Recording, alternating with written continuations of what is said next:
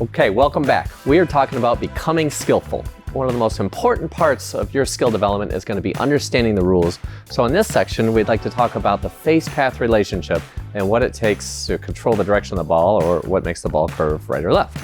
Ben, how do you start this? Like, what's the most important thing? When we have a couple sticks here, where do you go from here? Yeah, I would take it one step backwards to start. So remember, when you're trying to figure out direction, first thing that you have to make sure that you're doing is you have to make sure that you're hitting the center of the face. If you're not hitting the center of the face and you're trying to figure out the face-path relationship, good luck. There's this thing that's called a gear effect that does exist. So when you hit the toe, the face is opening and imparts leftward spin. When you hit the heel, the face shuts and imparts rightward spin. So it's really, really difficult to figure out what that face-path relationship is unless you're hitting the center of the face. So that's the first place that we're going to look. So just backing up, you have to make sure you're hitting it solid first. Yes. Before this conversation has become relevant or important, yes? You got it. Okay, so we'll assume that you've gone through the divot and the center face contact work and you are hitting it solid.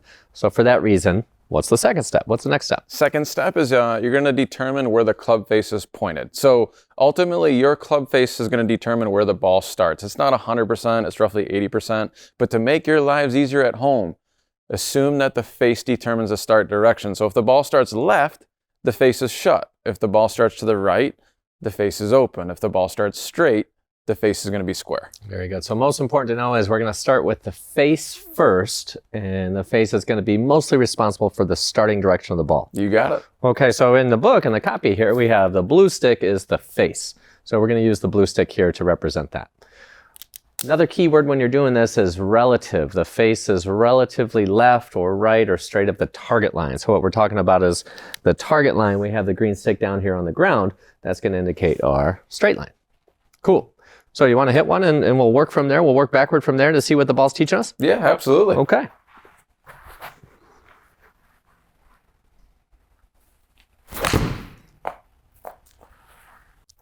Okay, so in that example, just so you can all kind of see it at home, that ball started to the left and then it curved ever so slightly to the left.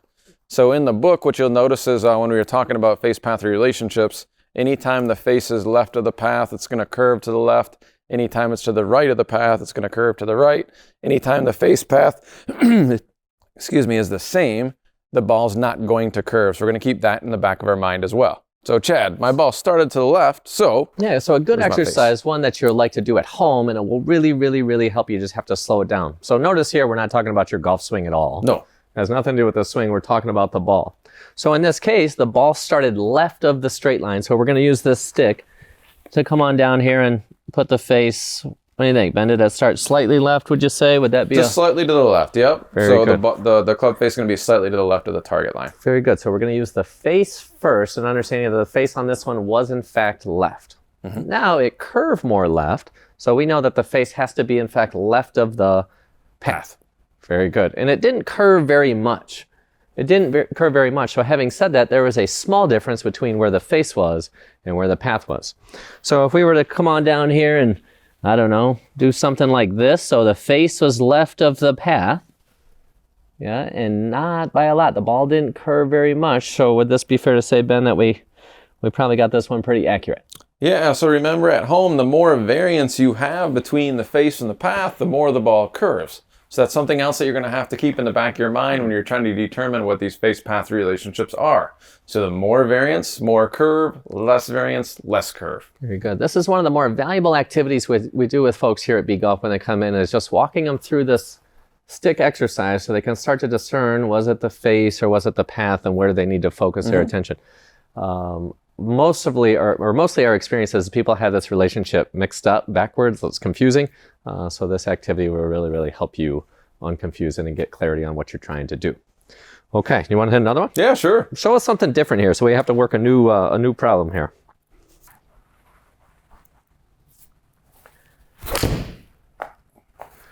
Okay, that's a different ball flight. So it's going to be very, very important, again, to start with the face first. We can't emphasize this enough. The face is the most important. So in this example, the face started to the right. To the right of the target line. And so we could say that would be a pretty accurate or fair representation of what the face was doing relative to the target line when it touched the ball. Very good. Now we're going to look at the curvature. So the ball curved more to the left. So we know if the face is left of the path again, the ball curves left. If the face is right of the path, the ball curves right. So in this case, the ball curved left, so we know that the face is going to be over here to the left of that path. So we have these demonstrations for you in the book. The best thing you can do is get out to the range, whether you get some rulers or different color sticks, if you will, and start working this process so you can really, really understand it's critical to slow it down. You're going to start with the face first and then move to the path. Yeah? So it's interesting, Ben, this thing curved from right to left. It was a draw. And both of those things were to the right of the target line. That is true. So counterintuitive, a lot of you might believe that you have to get the face well left and you're swinging left to get the ball to go left. But in fact, both of those things are going to the right to make that. One of the things that gets confusing for a lot of you at home is I think a lot of times when you're hitting the draw or the slice, so I'll start with the draw as the example, is everybody thinks it's a closed face shot. You have to be very, very careful when you're trying to determine what these relationships are. Yes, it's technically close to the path. So this face is left of the path, but it's to the right of the target line. So technically this draw, it's an open face shot. The face is just left of the path, and that's what makes the ball go back to the left. So you have to be careful when you're trying to figure that out at home. One of the other things that we would recommend that you do is when you're at home watching golf on TV, the shot tracer constantly comes up.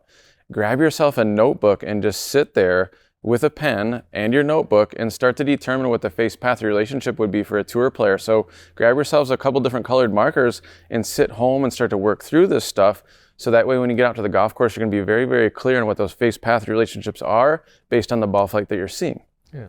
So it's been our experience that once people get clear on this and they do know the rules, they often surprise themselves that they can hit whatever shot they're looking to hit. Yeah. But the first part of the process is you have to get clear on the rules. People get frustrated or not performing the way they want, and most oftentimes it's just their lack of understanding of what creates the given shot. That's the problem. Okay, so another thing you said is just understanding, back to that keyword relative. Yeah. The face relative to the start line, and then the second part is the face relative to the path. Two totally different questions. That's why we're going to encourage you to keep going with the face first. Want to do one last one? Yeah, let's do one last one. Okay. Let's see what kind of ball flight you have in store for us on this one.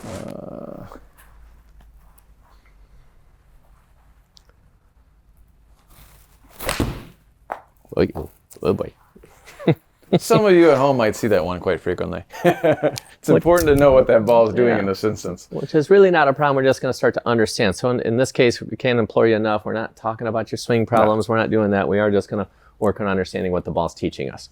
So the ball started well to the right. So we're going to take the blue face stick here and cruising on over here. And that was, in fact, well to the right of the starting direction, or the start line, pardon me.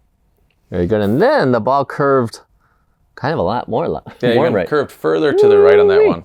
All right, so what would you think here? So would you think that the face has to be right of the path and it curved a lot, so we're going to move this sucker, I don't know, what do you think? Would that be about fair, or would you put it more left?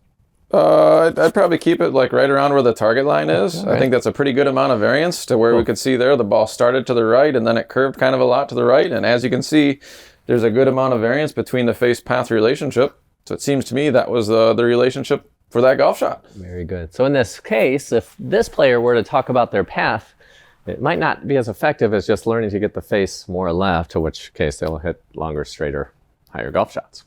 One of the things that we'd always encourage you to do at home is if you're ever struggling from a directional control standpoint, just hang her up with the face first. Right. If you can get the face in the right spot relative to the path, you're going to be able to control your golf ball. So I think a lot of times people are always coming in to see us and they tell us that the over-the-top move or the leftward path is a bad thing. We won't say it's a bad thing at all. Just get the face in the correct spot relative to that path, and ultimately you'll have control of the direction of the ball. Yeah, so if we're talking lowest hanging fruit and helping yourself quickly and effectively and efficiently, start with the face first. Yeah. And then we would say 90% of the folks coming through the door are starting with the path first, and then that's a major part of the problem. Yeah, I think the confusing thing is if you start with the path, a lot of times the face likes to go with it. So, you know, when Slicer guy kind of comes through the door, he knows that his path is moving leftward and he starts with a path. Oftentimes you're going to swing to the right, but the face is also going with it. So now that ball goes even further right, and it's just a damn disaster. Right. So play with these sticks. Understand that the ball is the teacher, and when you go in this order, face first, path second. you really start to help yourself in understanding then what solutions you need to, where you're going to look on the ball control flowchart to make sure that you can help yourself relatively quickly. Be patient with this activity at first, but the more you work through it, use the charts in the book to understand exactly what the face is doing and exactly what the path is doing relative to that face. You go a long way in helping yourself. So we hope this helps. We look forward to seeing you very soon in the next chapter.